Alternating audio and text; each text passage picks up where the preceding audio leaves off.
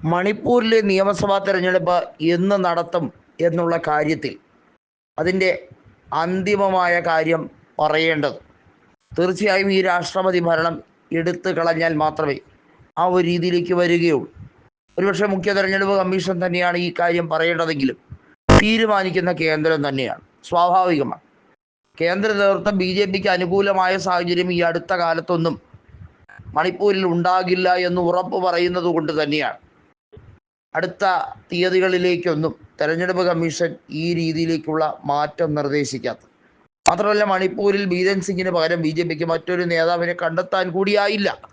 അല്ലായിരുന്നെങ്കിൽ ഒരു കാരണവശാലും വടക്കുകിഴക്കൻ സംസ്ഥാനങ്ങളിൽ ഒന്നായിട്ടുള്ള മണിപ്പൂരിലെ ഭരണം നഷ്ടപ്പെടുത്താൻ അവർ തയ്യാറാകില്ലായിരുന്നു. അത്രമേൽ ഗതികെട്ടിരിക്കുന്ന ഒരു അവസ്ഥയിലേക്ക് BJP നേതൃത്വം എത്തിച്ചേർന്നത് കൊണ്ട് മാത്രമാണ് BJPക്ക് ഇത്തരത്തിൽ കടുത്ത ഒരു സ്വരം ഉയർത്തേണ്ടി വന്നത്. സഖ്യകക്ഷികളായ NPPയും ഐക്യജനതാദളും BJPക്കുള്ള പിന്തുണ നേരത്തെ തന്നെ പിൻവലിച്ചുകൊണ്ട് യാഥാർത്ഥ്യ ബോധത്തോടു കൂടി പെരുമാറിയപ്പോൾ BJP നേതൃത്വത്തിന് വേറെ വഴിയില്ലാതായി. അങ്ങനെയാണ് ബീരൻ സിംഗ് രാജിവെച്ച് നാണം കെട്ടൊഴിയേണ്ടി വന്നത്. എന്നാൽ BJP മറ്റ് ചില വഴികൾ നോക്കുന്നുണ്ട്.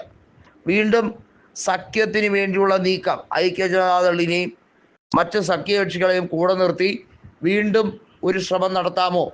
BJP മുഖ്യമന്ത്രി വന്നില്ലെങ്കിൽ പോലും കോൺഗ്രസ് അധികാരത്തിൽ വരുന്നതിനെ പറ്റി അവർക്ക് ചിന്തിക്കാനേ കഴിയില്ല. കാരണം തൊട്ടടുത്ത് കിടക്കുന്ന അസാമിൽ ഇത്തരത്തിൽ കോൺഗ്രസ് തിരികെ വരാനുള്ള എല്ലാ സാധ്യതയും ഉണ്ട് എന്നുള്ളത് സർവേകൾ പറയുന്ന ഒരു കാര്യമാണ്. നമുക്കറിയാം, മണിപ്പൂരുമായി അതിർത്തി പങ്കിടുന്ന അസാമിൽ ഹിമന്ത ബിശ്വ ശർമ്മ വൻ പ്രതിഷേധമാണ് ജനങ്ങളിൽ നിന്ന് നേരിടുന്നത്. പ്രത്യേകിച്ച് BJP നേതൃത്വം തന്നെ അദ്ദേഹത്തിനെതിരെ തിരിഞ്ഞിരിക്കുകയാണ്. സർബാനന്ദ സോനോവാൾ ശക്തമായി പറയുന്നത് ഇദ്ദേഹത്തിനെ മുഖ്യമന്ത്രി പദവിയിൽ നിന്നും നീക്കണം, മറ്റാരെയെങ്കിലും മുഖ്യമന്ത്രി സ്ഥാനാർത്ഥിയാക്കണം. ഇത്തരം ഒരു നിർദ്ദേശമാണ് സോനോവാൾ കേന്ദ്ര നേതൃത്വത്തിനും അതുപോലെ പാർലമെന്ററി ബോർഡിനും കത്തയച്ചിരിക്കുന്നത്. ഇതുൾപ്പെടെയുള്ള കാര്യങ്ങൾ പരിഗണിക്കേണ്ടതിൻ്റെ അനിവാര്യതയുണ്ട്. മണിപ്പൂരിൽ ഇനിയൊരു നിയമസഭാ തെരഞ്ഞെടുപ്പ് ഈ അടുത്ത കാലത്തെങ്ങാനും നടത്തിയാൽ അവിടെ ലോക്സഭയുടെ ഒരു പാറ്റേൺ ആവർത്തിക്കാൻ ഉള്ള എല്ലാ സാധ്യതയുമുണ്ട്.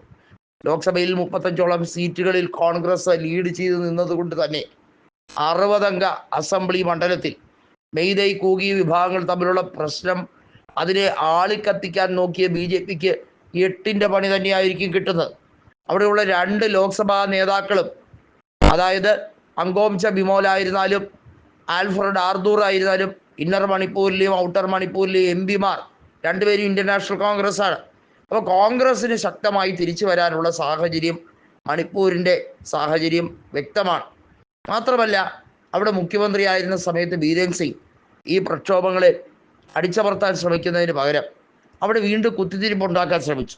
അത് ജനങ്ങൾ കൈയോടെ പിടികൂടിയത് അദ്ദേഹത്തിൻ്റെ വോയിസ് ക്ലിപ്പ് അടക്കമുള്ള സംഭവങ്ങൾ കൃത്യമായി പ്രചരിച്ചപ്പോഴാണ് അദ്ദേഹത്തിൻ്റെ യഥാർത്ഥ തനിനിറം ഓരോരുത്തരും മനസ്സിലാക്കിയത്. അതുകൊണ്ട് തന്നെ തിരിച്ചു വരാൻ ഒരിക്കലും ഇനി BJPക്ക് കഴിയില്ല.